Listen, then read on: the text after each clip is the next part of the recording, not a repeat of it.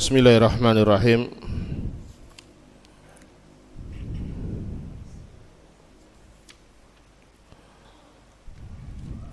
Assalamualaikum warahmatullahi wabarakatuh.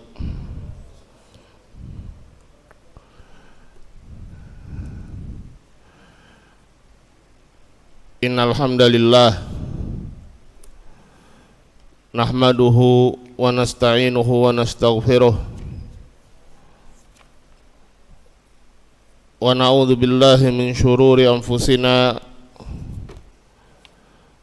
wa min sayyiati a'malina. Man yahdihillahu fala mudhillalah wa may yudlil fala hadiyalah. Asyhadu an la ilaha illallah wahdahu la syarikalah wa asyhadu anna Muhammadan abduhu wa rasuluhu sallallahu alaihi wa ala alihi wa sahbihi wa sallama tasliman mazida.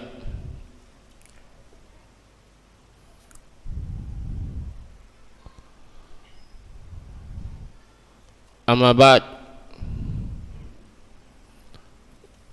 Ikhwani fi din rahimani Allah wa iyyakum ajma'in.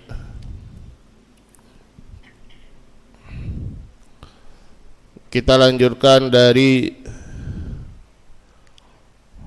pelajaran kita Fadlul Islam,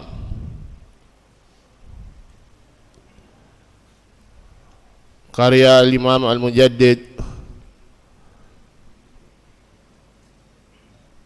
Syekhul Islam Muhammad Ibn Abdul Wahhab An-Najdi rahimahullahu ta'ala. Bab tafsir al-Islam, masih tentang bab tafsir al-Islam.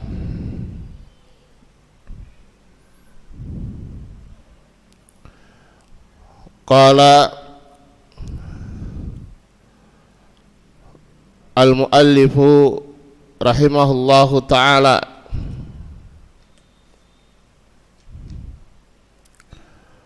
wa fi sahih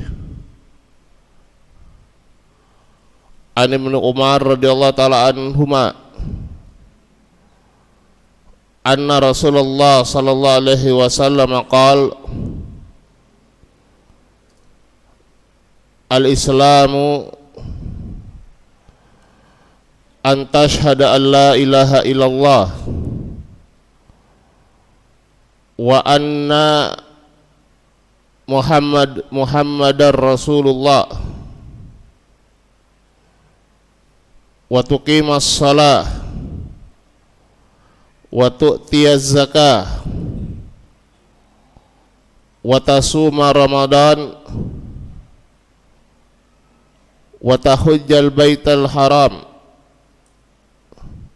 in istata'ta ilaihi sabila.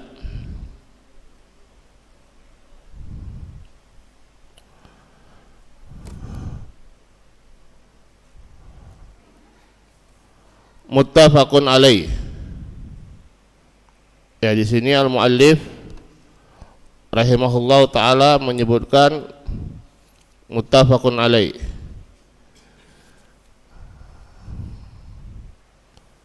Tapi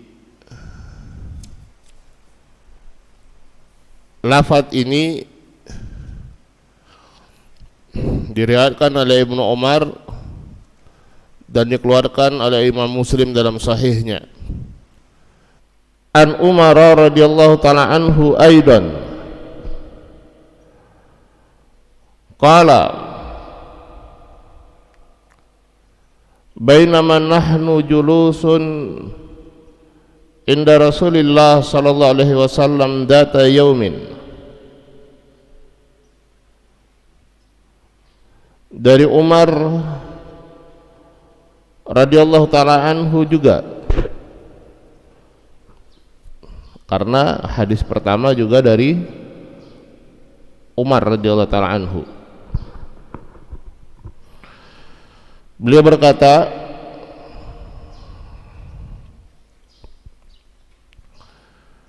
ketika kami sedang duduk di sisi Rasulullah sallallahu alaihi wasallam pada suatu hari, tiba-tiba ittala'a alaina rajulun, tiba-tiba muncul seorang lelaki, syadidu bayadhi thiyab, syadidu sawadi sya'r, yang dia muncul dalam keadaan pakaiannya putih bersih ya, dan rambutnya hitam legam, yaitu dalam keadaan rapi, bersih ya. La yura alaihi athar safar, tidak terlihat pada dirinya bekas-bekas perjalanan ya. Wala ya'rifuhu minna ahadun, akan tetapi tidak ada seorang pun dari kami yang mengenalnya ya. Nah, ini ada suatu hal yang kontradiksi yang ada pada orang ini, sehingga para sahabat pun merasa heran, karena kalau orang ini adalah seorang yang datang dari jauh, maka akan tampak bekas perjalanan pada dirinya ya, apakah ya pakaiannya yang berdebu, rambutnya yang kusut. Tapi ini tidak, dia datang dalam keadaan rapi, bersih, seakan-akan dia penduduk kota Madinah ketika itu. Tapi masalahnya para sahabat itu tidak ada yang mengenal seseorang ini. Datang langsung mendekati Nabi sallallahu alaihi wasallam, duduk di hadapannya ya. Fa asnada rukbatayhi ila rukbatayhi wa wada'a kaffayhi ala fakhidayhi, dia menyandarkan kedua lututnya kepada kedua lutut Nabi dan meletakkan kedua tangannya di atas kedua pahanya ya. Dan Allah Ta'ala yang lebih dekat dengan keadaan adab seorang talibul ilm adalah dia meletakkan tangannya di atas kedua pahanya sendiri. Bersiap apa? Bersiap untuk menerima ilmu dari Rasulullah sallallahu alaihi wasallam. Ya, kemudian dia bertanya tentang beberapa hal, tentang al-Islam, tentang al-iman, tentang al-ihsan, yang setiap pertanyaan dijawab oleh Rasulullah sallallahu alaihi wasallam dan dibenarkan oleh orang ini jawaban Rasulullah sallallahu alaihi wasallam. Ya. Ketika Rasulullah ditanya tentang al-Islam, akhbirni anil Islam, maka Nabi SAW menjawab dengan hadis yang kita sebutkan tadi, al-Islam antashhadu an la ilaha illallah ila akhirih. Maka orang ini berkata, sadaqta, engkau benar, menunjukkan bahwasanya dia pun tahu jawabannya. Kemudian berkata, akhbirni anil iman, sampaikan kepadaku tentang al-iman. Rasulullah SAW menjawab, dan engkau beriman kepada takdir Allah yang baik ataupun yang buruk. Ya. Dia menjawab, sadaqta, engkau benar. Akhbirni anil ihsan, sampaikan kepadaku tentang al-ihsan. Rasulullah SAW menjawab, anta'budallaha ka'annaka tarah, fa illam takun tarah fa innahu yarak. Engkau beribadah kepada Allah seakan-akan engkau melihat Allah, dan kalau engkau tidak melihatnya maka Allah yang melihatmu. Maka ketiga perkara ini, al-Islam wal iman wal ihsan, adalah maratibuddin, ya, tingkatan agama, ya, yang dimulai dengan al-Islam, kemudian naik ke atasnya al-iman, kemudian yang puncaknya adalah al-ihsan. Kemudian orang ini bertanya tentang hari kiamat. Qala akhbirni anis sa'ah, sampaikan kepadaku tentang as-sa'ah, hari kiamat. Maka Nabi menjawab, mal mas'ul bi'a'lama minasail, tidaklah yang ditanya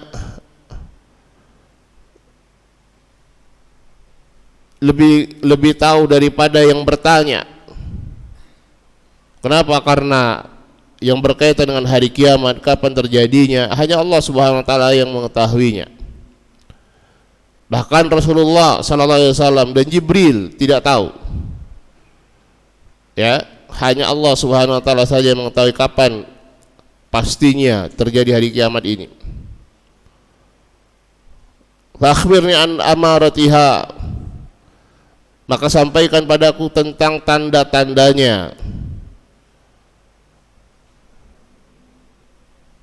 Maka Nabi pun menyebutkan tanda-tanda dari tanda-tanda hari kiamat. Antalidal amatu rabbataha, seorang budak perempuan dia akan melahirkan tuannya. Wa antaral hufata al-urata al-alata ri'a asyai yatatawaluna fil bunyan, dan engkau akan melihat, ya, orang-orang yang bertelanjang, tidak beralas kaki, ya, kemudian miskin,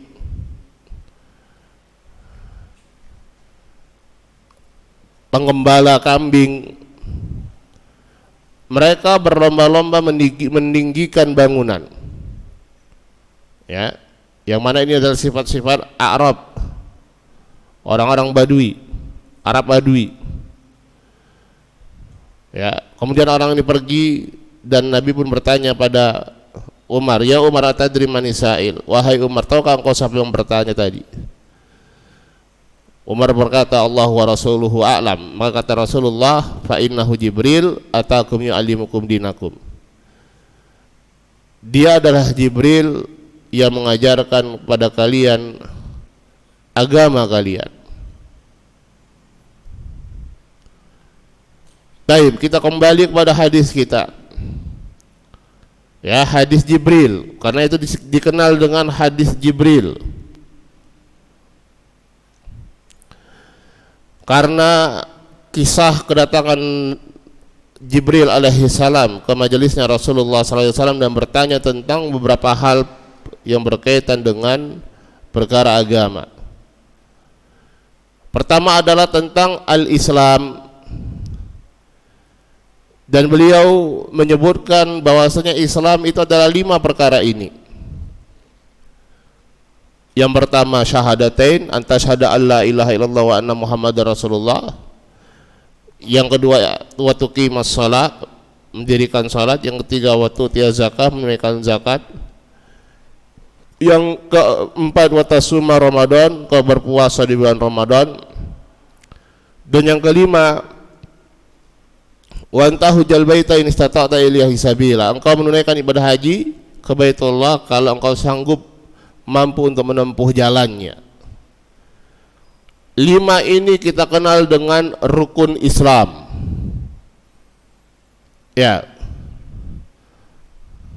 yang dikenal dengan rukun Islam. Dikatakan rukun karena pentingnya 5 perkara ini, ya, yang menopang Islam itu adalah 5 perkara ini. Apakah berarti Islam hanya terbatas pada 5 perkara ini? Jawabannya tidak. Sebagaimana kita akan dapatkan pada hadis-hadis berikutnya. Tapi ketika beliau menyebutkan seakan-akan Islam itu terbatas pada perkara ini menunjukkan pentingnya 5 perkara ini.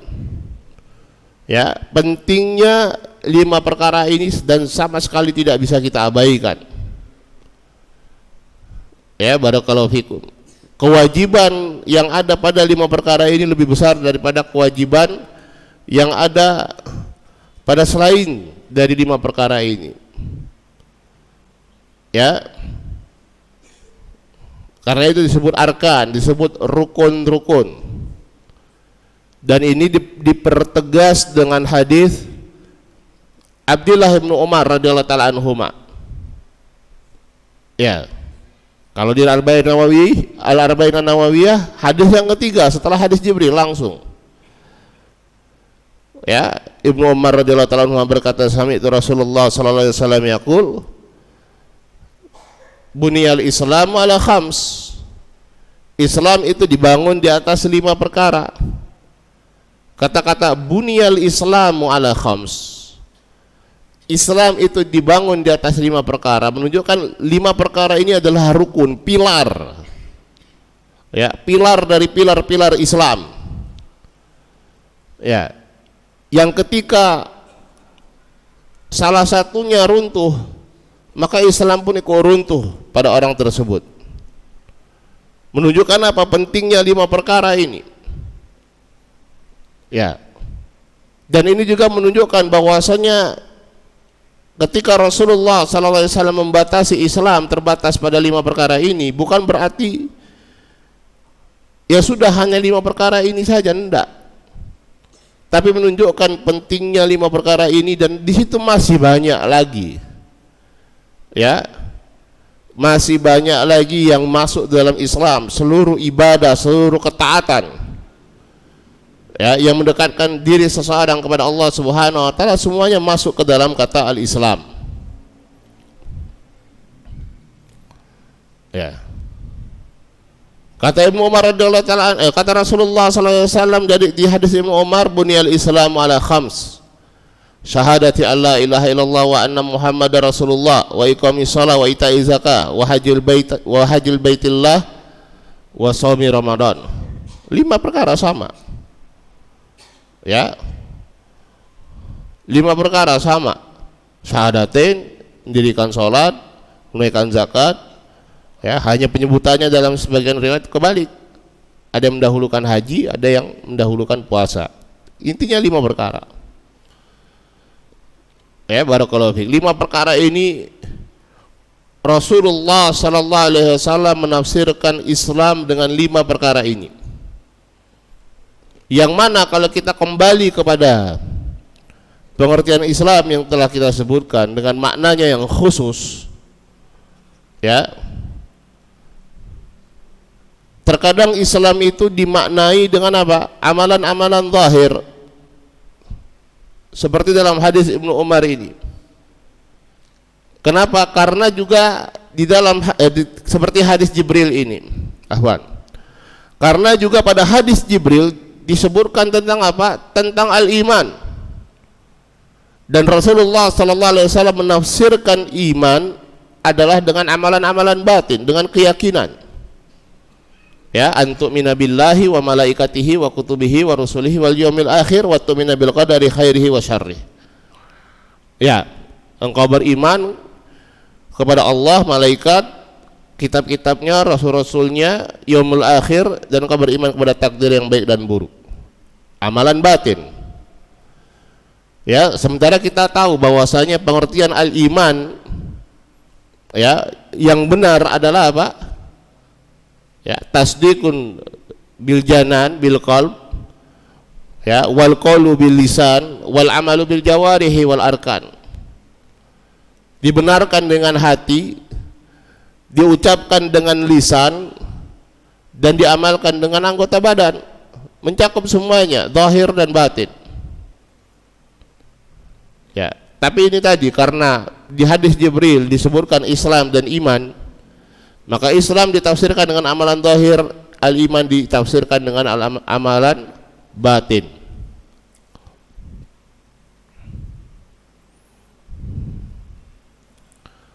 Taib. Kita bacakan kalamnya Syekh Sulaiman Ar-Ruhaili hafizahullah taala. Qala Wa hadha tafsirun lil Islam min Rasulillah sallallahu alaihi wasallam. Dan ini adalah tafsir terhadap al-Islam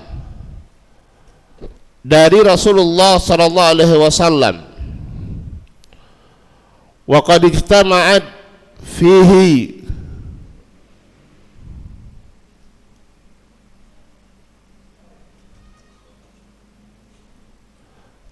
kayaknya syarahnya nggak ada PDF-nya ya.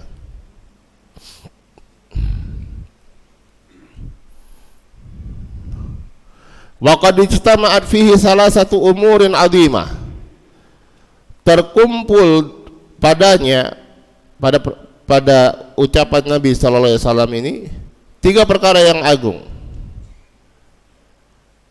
Yang pertama, annalladzi qalahu huwa Rasulullah sallallahu alaihi wasallam. Wa ma a'zama hadza. Ya, yang mengucapkannya adalah Rasulullah sallallahu alaihi wasallam, yang menafsirkannya Islam adalah dengan 5 perkara ini adalah Rasulullah sallallahu alaihi wasallam. Ya, dan alangkah agungnya perkara ini. Ya, artinya ya kalau kita mau tafsir Islam udah dengan tafsirnya Rasulullah sallallahu alaihi wasallam. Ya, dan hanya bukan ini adalah perkataan Rasulullah sallallahu alaihi wasallam. Tapi apa? Perkara yang kedua, anna Jibril alaihi salam qala sadaqta. Jibril alaihi salam mengatakan sadaqta, engkau benar, dibenarkan oleh Jibril.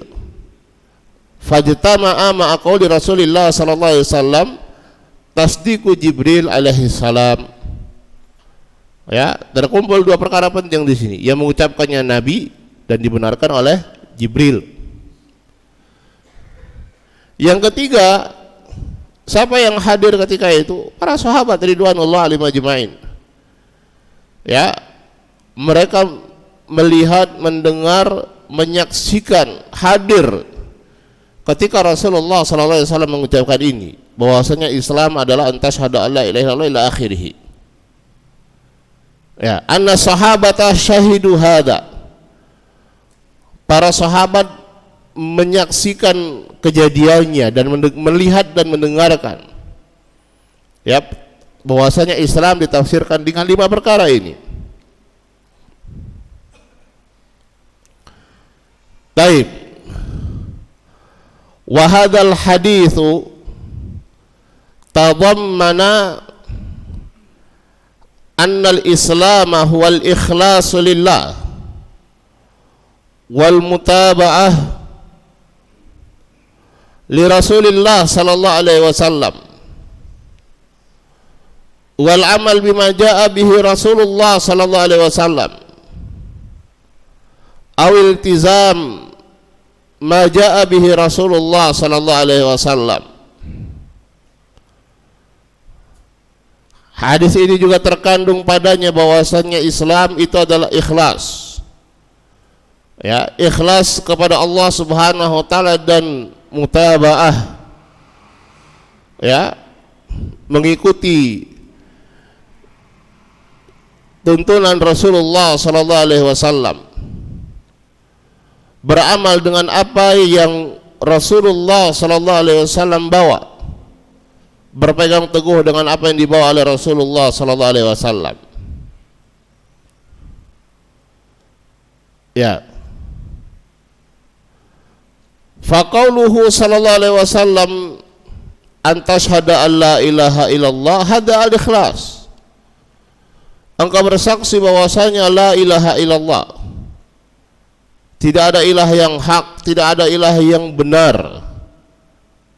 Ya, nanti beliau akan menegaskan makna la ma'buda bihaqqin illallah ini maknanya apa? Ya, tidak ada sembahan yang hak, yang berhak untuk diibadahi kecuali Allah. Ya. Terkadang diterjemahkan tidak ada sembahan yang benar kecuali Allah. Ya, semuanya sama insyaallah. Maknanya dua-duanya tercakup di situ. Sebagaimana akan kita sebutkan nanti.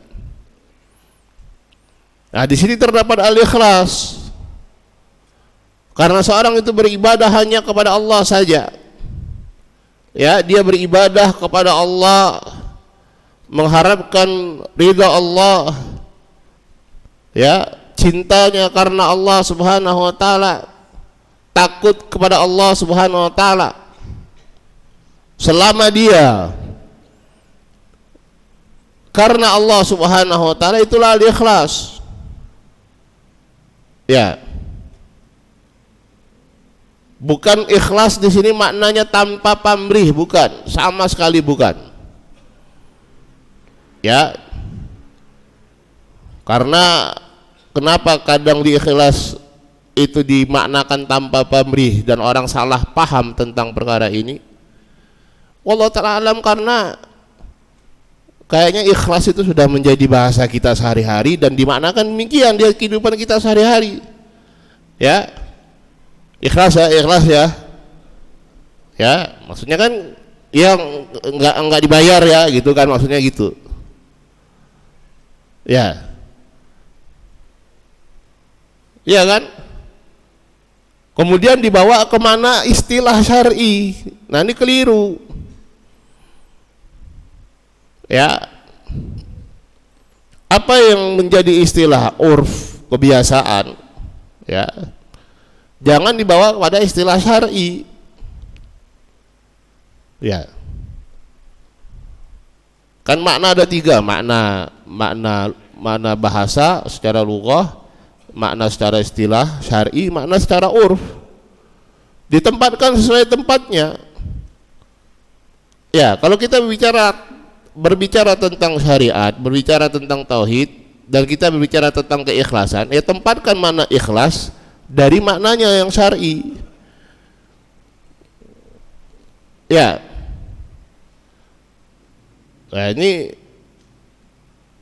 terjadi karena banyaknya serapan bahasa Arab ke dalam bahasa kita, sehingga kita memaknainya dengan bahasa serapan dengan bahasa yang sudah menjadi bahasa serapan ke bahasa kita. Jangan, kembalikan kepada makna Arabnya, ya, dan kembalikan kepada makna istilahnya ketika kita bicara tentang, ya, syariatnya, bukan bicara tentang bahasanya. Ya, barakallahu fikum. Taib. Fa makna an tashhada alla ilaha illallah, makna engkau bersaksi bahwasanya la ilaha illallah, antukirra biqalbika wa taqula bilisanik. Ya, engkau tukir, engkau akui, ya, dengan hatimu dan engkau ucapkan dengan lisanmu, annahu la ma'budu bihaqqin illallah, ya, bahwasanya tidak ada ma'bud, ilah bimana ma'bud, sesembahan yang diibadahi, ya, bil haq, bihaqqin, itu hakun, yang benar. Ya, karena yang diinginkan dari makna la ilaha illallah bukan menafikan wujud-wujud keberadaan ilah lain selain Allah. Keberadaannya memang ada, tidak bisa dipungkiri. Ada yang diibadahi enggak selain daripada Allah? Ada. Ya, memang ada, itu enggak bisa dipungkiri, keberadaannya ada. Yang dipungkiri apa? Adalah bahwasanya sesembahan-sesembahan tersebut selain Allah tidak mempunyai hak sama sekali untuk diibadahi, dan bahwasanya yang memiliki hak untuk diibadahi dan satu-satunya sesembahan yang benar untuk diibadahi adalah Allah Subhanahu wa taala. Itu yang diinginkan. Ya. Dan ini dipahami oleh, ya, orang-orang musyrikin ketika itu di zaman Rasulullah sallallahu alaihi wasallam. Ya.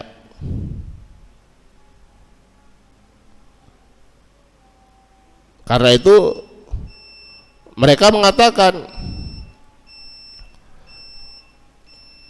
aja'alal alihata ilaha wahida inna hadzal syai'un ujab. Apakah dia hendak menjadikan ilah yang banyak itu satu ilah saja dengan ucapan la ilaha illallah ini? Ya, karena tahu ketika seorang itu sudah mengucapkan la ilaha illallah, mengikrarkan la ilaha illallah, konsekuensinya apa? Dia harus meninggalkan sesembahan-sesembahan selain Allah. Dia harus meninggalkan Allah, dia harus meninggalkan Al-Uzza, dia harus meninggalkan Mana, dia harus meninggalkan berhala-berhalanya yang lain. Ya, entah berhala di kaumnya, entah berhala yang ada di rumahnya, pengagungan terhadap kubur dan lain sebagainya. Dia harus beribadah dan yang diagungkan hanya Allah Subhanahu wa taala. Dia tahu konsekuensinya itu. Mereka tahu konsekuensinya itu, karena itu mereka tidak mau. Innahum kanu idza qila lahum la ilaha illallah yastaghfirun. Sungguhnya mereka ketika mereka diucapkan pada mereka, disampaikan pada mereka la ilaha illallah yastaghfirun, mereka sombong, tidak mau mengucapkannya. Ya, wa qalu a inna la tariku alihatina li syairin majnun. Kemudian mereka mengucapkan, apakah kita akan meninggalkan ilah-ilah kita disebabkan oleh seorang penyair yang gila? Tahu mereka konsekuensinya. Kalau mereka ucapkan la ilaha illallah, konsekuensinya mereka tinggalkan ilah-ilah mereka itu. Jadi yang bukan keberadaannya sudah ada, memang ada orang-orang yang beribadah kepada selain Allah.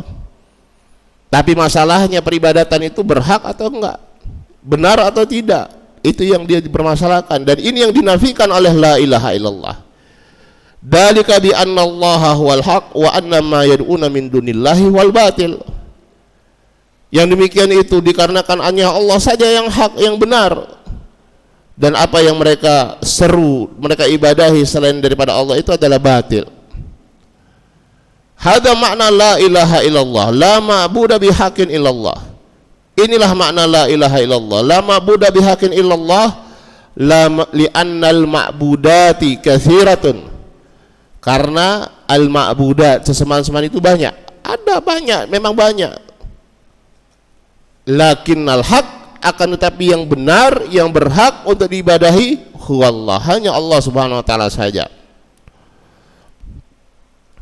Fa imma an yuqal la ma'budu bihaqqin illallah wa ma'na dzalika annahu la yu'bad bihaqqin wa istihqaqin lil ibadah illallah wa kullu man ubida min dunillahi fahuwa batil, aw yuqal la ma'budu haqqun illallah fal ma'budul haqqu huwallah wa ma dunahu minal ma'budat fahiya al batil. Apakah dikatakan la ma'budu bihaqqin illallah dengan makna bahwasanya tidak ada yang diibadahi dengan benar dan berhak untuk diibadahi kecuali Allah? Ya, satu-satunya yang berhak untuk diibadahi adalah Allah. Kita maknakan dengan demikian. Dan setiap yang diibadahi selain daripada Allah adalah batil. Atau kita katakan la ma'budu haqqun illallah, maka fal ma'budul haq, sembahan yang benar itu hanyalah Allah Subhanahu wa taala. Selain itu adalah batil. Wa hadza huwal ikhlasu lillahi azza wa jalla, dan ini adalah al-ikhlas azza wa jalla, ya, dari persaksian la ilaha illallah. Wallahu taala alam. Kita cukupkan sampai di sini, kita lanjutkan di pertemuan kita berikutnya. Naqtafilahuna subhanaka wa bihamdika asyhadu an la ilaha illa anta astaghfiruka wa atubu ilaik. Assalamualaikum warahmatullahi wabarakatuh.